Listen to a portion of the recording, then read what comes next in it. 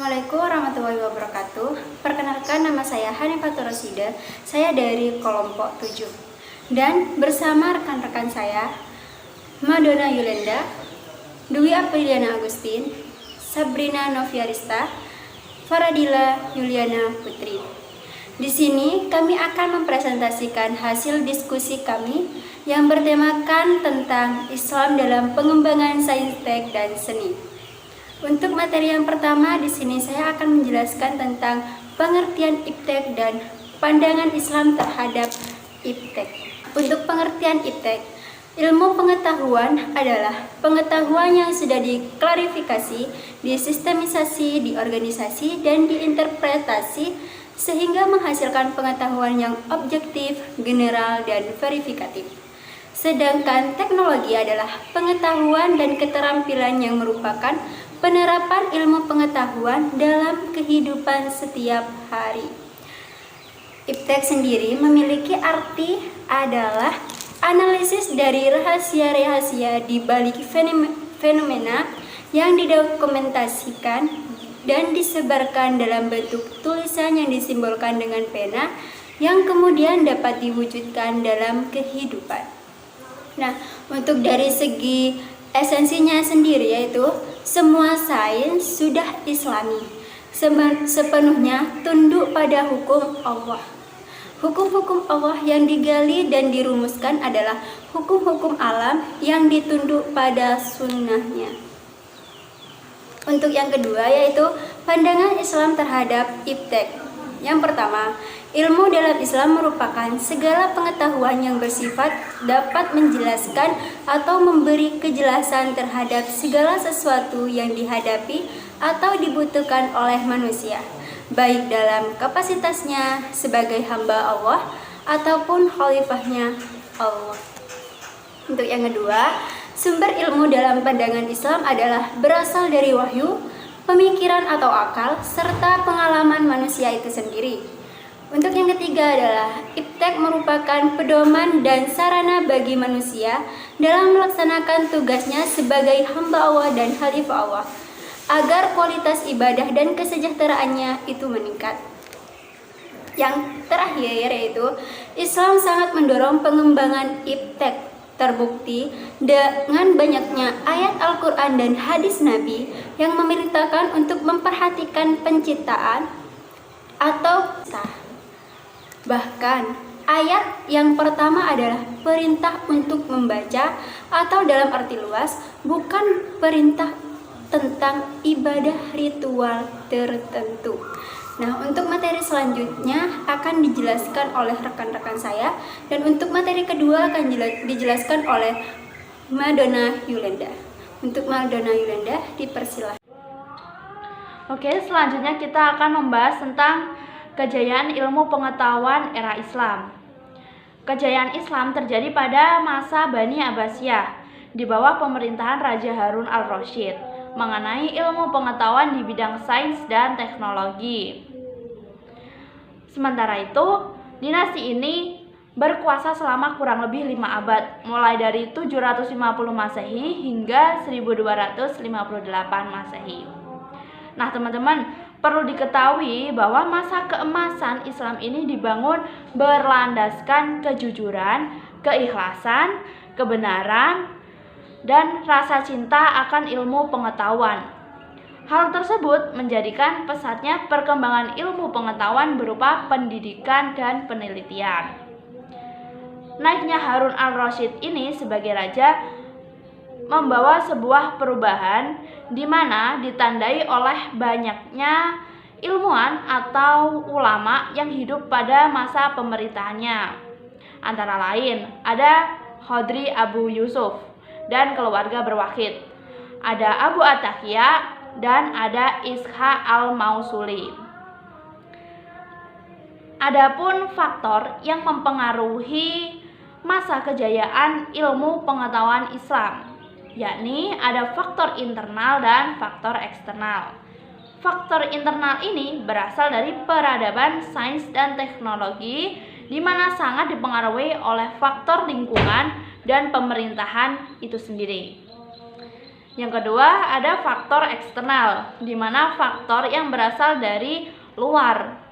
Nah, disebutkan di sini ada 4 faktor eksternal.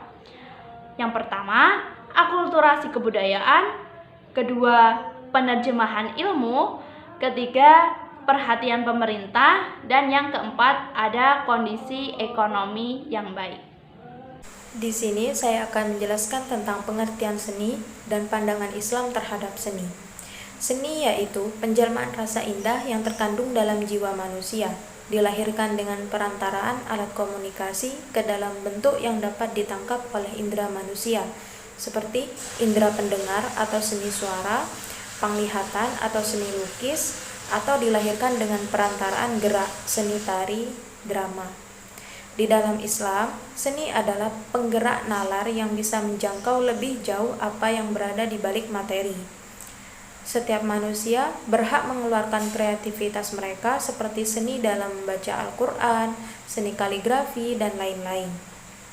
Seni Islam adalah ekspresi tentang keindahan wujud dari sisi pandangan Islam tentang alam, hidup, dan manusia, yang mengantar menuju pertemuan sempurna antara kebenaran dan keindahan. Keindahan itu sebahagian dari seni. Ini bermakna Islam tidak menolak kesenian. Al-Quran sendiri menerima kesenian manusia kepada keindahan, dan kesenian sebagai salah satu fitrah manusia semula jadi anugerah Allah kepada manusia. Konsep kesenian mengikuti perspektif Islam ialah membimbing manusia ke arah konsep tauhid dan pengabdian diri kepada Allah. Seni dibentuk untuk melahirkan manusia yang benar-benar baik dan beradab. Motif seni bertuju kepada kebaikan dan berakhlak. Syekh Yusuf Qaradawi telah menjelaskan sikap Islam terhadap seni.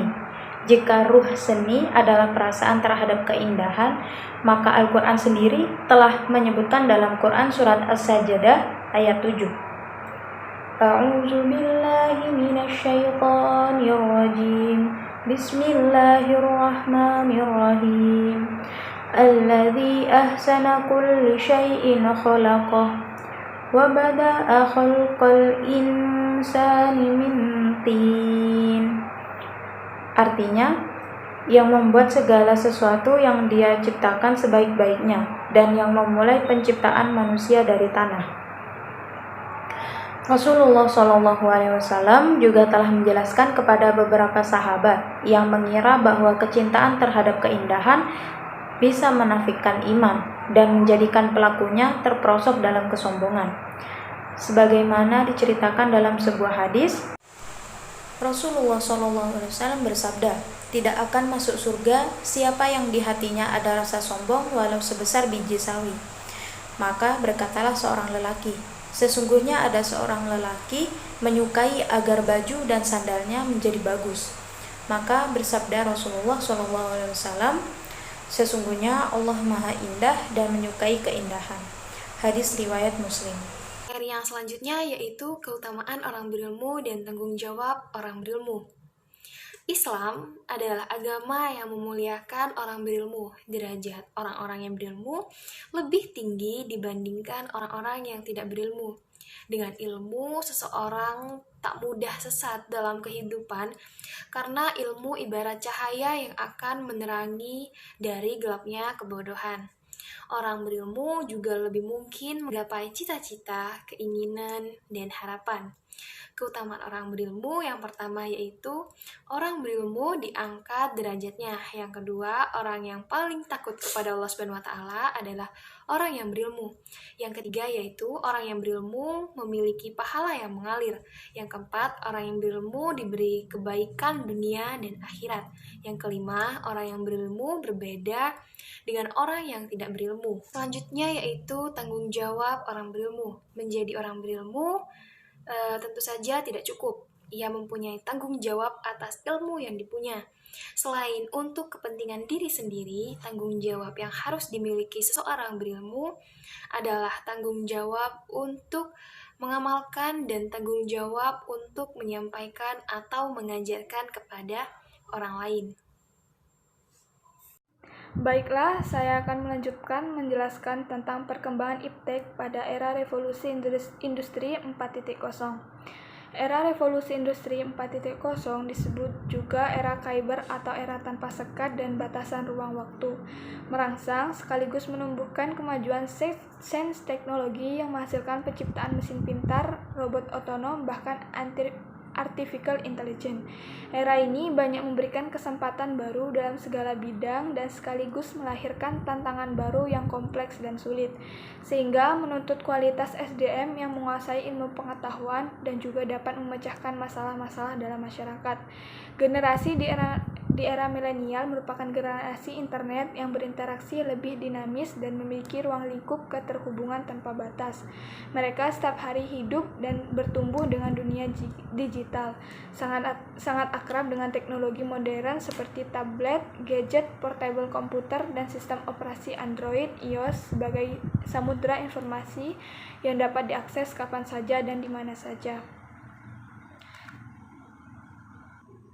Tidak hanya itu, pendidikan Islam selama ini telah melakukan transformasi pada tataran paradigma, metode, dan strategi pengembangan pendidikan Islam agar menjadi kekinian dan relevan dengan situasi dan kondisi global, dengan tetap dalam koridor cita-cita dan tujuan pendidikan yang berstandar pada Al-Quran dan Hadis, serta berpijak pada tujuan pendidikan nasional, dasar negara, dan filosofi, berkembang pada prinsip mempertahankan tradisi yang baik dan mengadopsi keburukan yang lebih baik. Merupakan mantra paradigma berkemajuan, kontinuitas, keterbukaan dengan inovasi untuk melakukan transfer teknologi yang maslahat bagi pengembangan pendidikan Islam.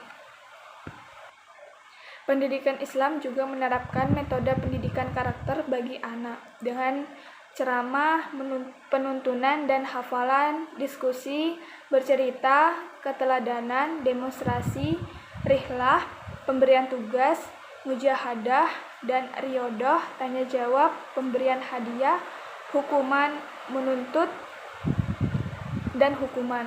Sedangkan menurut Ratna Megawangi, penerapan metode pendidikan karakter dilakukan dengan mengetahui, mencintai, menginginkan, dan mengerjakan. Sekian dari kami, apabila ada salah kata mohon maaf. Wassalamualaikum warahmatullahi wabarakatuh.